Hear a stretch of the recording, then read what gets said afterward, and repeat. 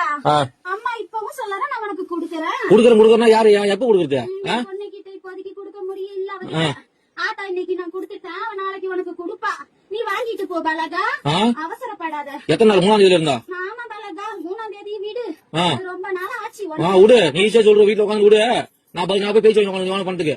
நீ ஏன் பதில் சொல்ற? அம்மா நான் சொல்றேன். சொல்ல பதில். என் பொண்ணுக்கு ஆட்டா நான் குடுத்துட்டேன். என் பொண்ணு கையெல்லாம் உன் கைக்கு வந்ததுக்கு அப்புறம் கொடுக்க வேண்டிய இடத்துல குடுத்துக்க பலகா. எப்ப வரும்?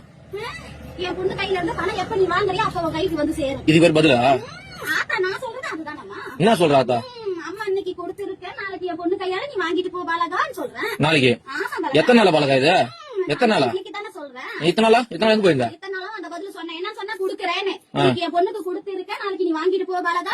உன் பொண்ணு கொடுத்து பொண்ணு கடை சொல்லு முதல்ல. என் பொண்ணு கையில இன்னும் பணமா வந்து சேரல. அப்புறம் கொடுக்க வந்து சீரதான் கொடுத்திருக்கேன் இன்னைக்கு. என் நகையா பவுனா கொடுத்துருக்கீங்க? நாளைக்கு உன் கையில பணமா வரும் பலகா.